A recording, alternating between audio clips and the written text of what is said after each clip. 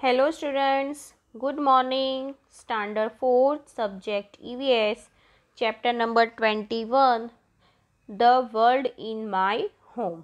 So student, in last video we saw up to question number 5. Today we will see from question number 6. Answer the following questions in one or two sentences. Number 1. Who settles such arguments in your home? तो जैसे ममता के घर में TV को लेकर arguments हो रहे थे, तो हमारे घर में ऐसे आर्ग्यूमेंट्स को सेटल कौन करते हैं? So answer is my grandmother settle such arguments in my house. कौन सेटल करते हैं? तो ग्रैंड मदर सेटल करते हैं. Question number 2. वो takes important decisions in your family. जो खास विशेष इम्पोर्टेंट डिसीजंस होते हैं उसे हमारी फैमिली में कौन नक्की करते हैं, कौन लेते हैं? जो हमारे घर में इम्पोर्टेंट डिसीजंस होते हैं वो. Answer is my parents take important decisions in my family. हमारे जो पेरेंट्स हैं वो इम्पोर्टेंट डिसीजंस लेते हैं. If needed they talk with one another और some elder members of the family before deciding anything. तो कुछ भी नक्की करने से इफ़ नीडेड, अगर किसी की ज़रूरत पड़े तो वो एक दूसरे से बात करते हैं या फिर जो घर के भी बड़े मेंबर्स होते हैं उनकी भी राय लेते हैं और फिर डिसाइड करते हैं. Number 3. How would you feel if any one person takes all the decisions for your family. कैसा होगा, कैसा फील करोगे आप अगर कोई एक पर्सन ही आपके घर में, आपकी फैमिली में सारे डिसीजंस लेंगे तो? Answer is I would not like it at all. मुझे बिल्कुल भी पसंद नहीं आएगा. Decision should be taken after consulting everyone in the family. सबको कंसल्ट कर कर ही फिर कोई भी डिसीजन है वो लेना अच्छा रहेगा. तो कैसे डिसीजंस लेने चाहिए? तो सबकी राय लेकर, सबको कंसल्ट करके फिर कोई भी डिसीजंस लेना अच्छा रहेगा. Number 4.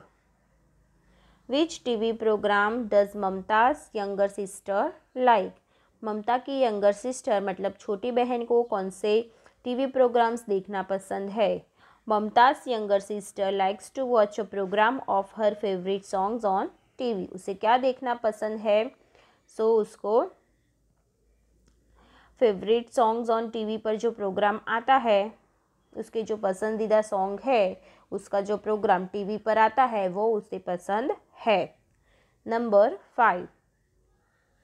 Y are Sanjay and Sandeep not afraid even they return home late. Sanjay और संदीप को क्यों डर नहीं लगता है जब भी वो घर पर लेट आते हैं, फिर भी उन्हें डर क्यों नहीं लगता है? Since no one's called Sanjay and Sandeep even if they return home late, they are not afraid of doing so. अगर संजय और संदीप घर पर लेट आते हैं फिर भी उन्हें कोई डांटता नहीं है, इस वजह से वो घर देर आने से डरते नहीं है. नंबर 6.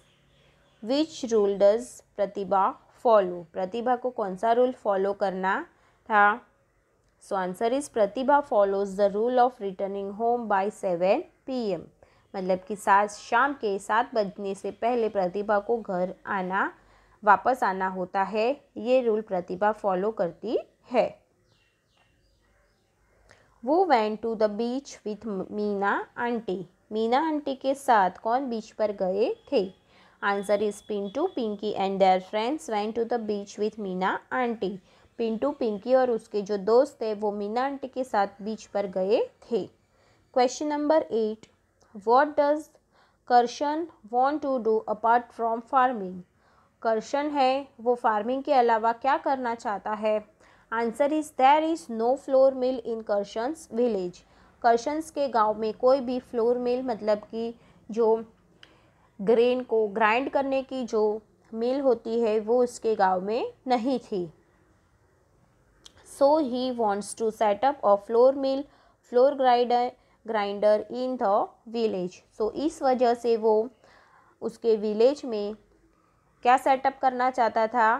तो फ्लोर ग्राइंडर, उसके फ्लोर मिल वो विलेज में सेटल करना चाहता था. Question number 9.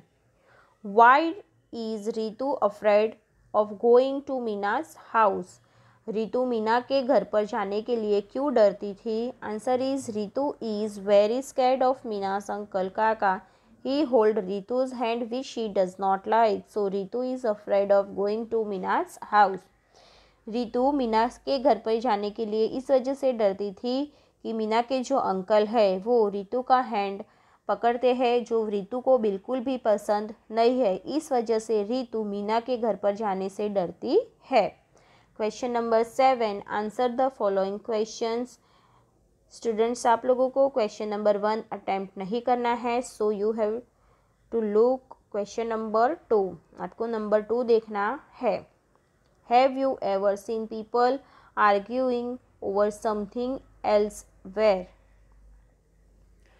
So स्टूडेंट, आपने कभी पीपल को आर्ग्यू करते हुए देखा है कहीं पर भी? So answer is yes. We were going to Ahmedabad by train once. एक बार हम ट्रेन से अहमदाबाद जा रहे थे.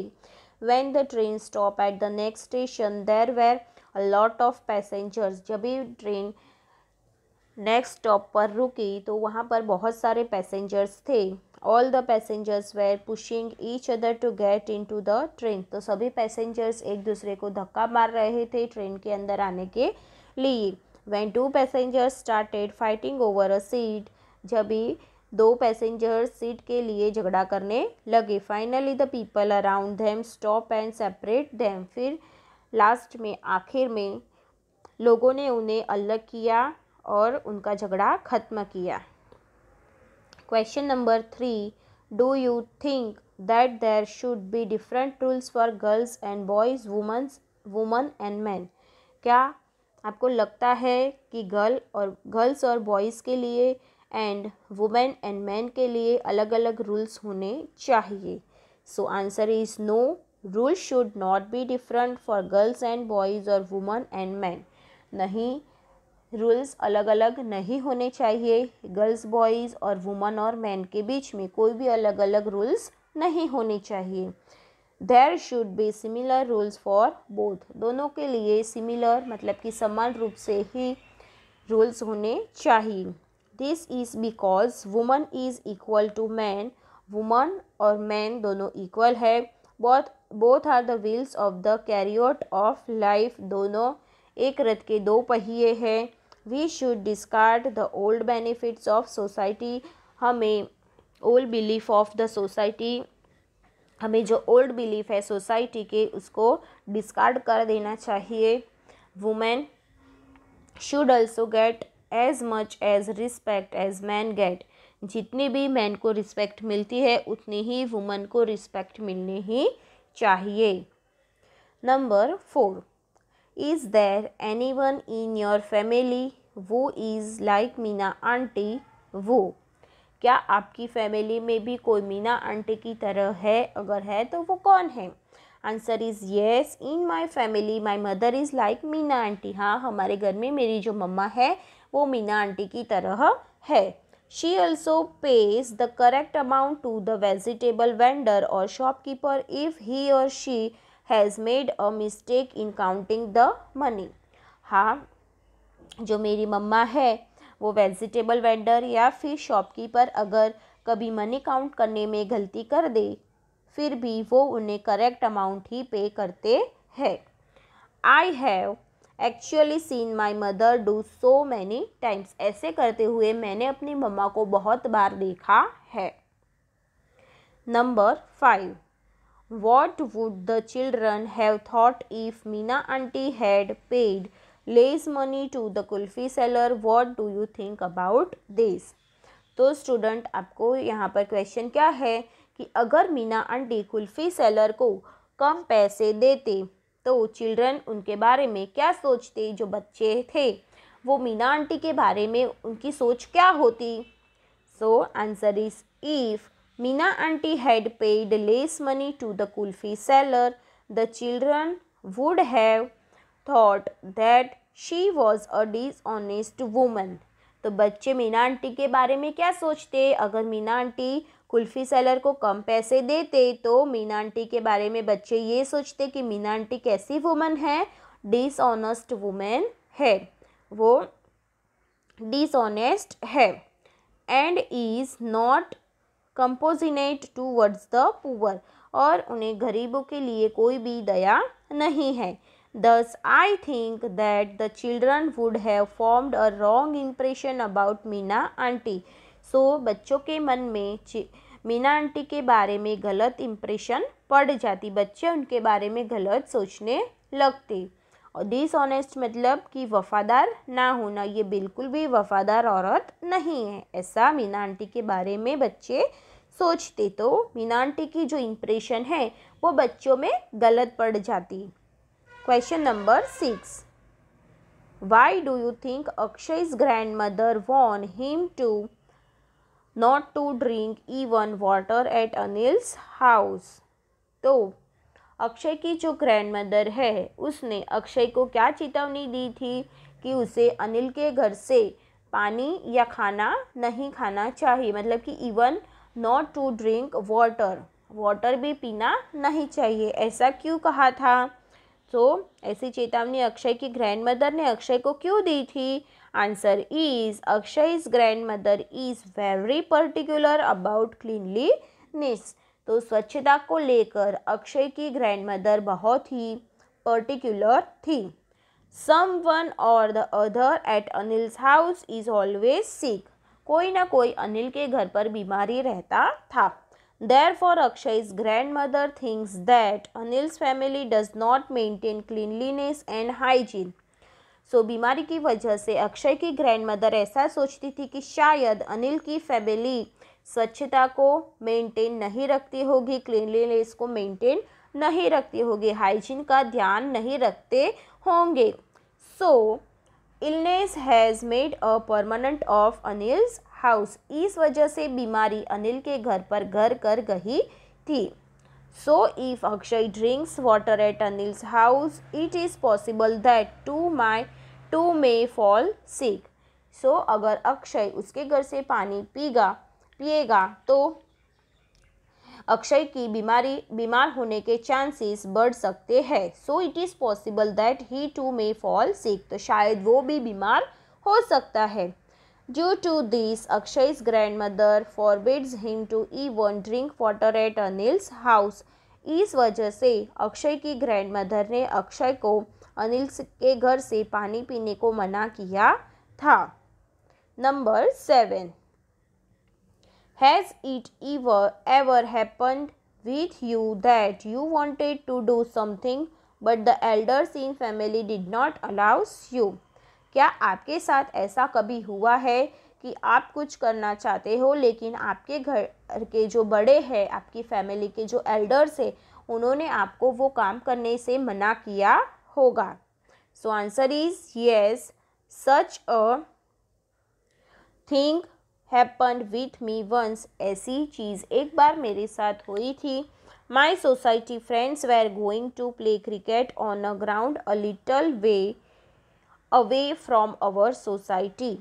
तो हमारी सोसाइटी से थोड़ा सा दूर एक क्रिकेट ग्राउंड है, वहाँ पर मेरी सोसाइटी के जो फ्रेंड्स हैं वो क्रिकेट खेलने जाने वाले थे। I wanted to go with them to play but my grandfather knew that 2-3 of the boys were very naughty. तो मुझे भी उनके साथ वहाँ पर खेलने के लिए जाना था, लेकिन मेरी ग्रैंड मदर को पता था कि इसमें से जो 2-3 लड़के हैं वो बहुत ही मस्तीखोर है। So he forbade me to go with them and told me to play in the society itself. इसलिए मेरी ग्रैंड मदर ने मना कर दिया था और मुझे सिर्फ सोसाइटी में खेलने के लिए ही अलाउ किया था। सिर्फ मुझे सोसाइटी में ही उनके साथ खेलना था। Question number 8. What did the children who had gone with Meena aunty do at the beach? तो मीना आंटी के साथ जो बच्चे गए थे उन्होंने बीच पर क्या किया था?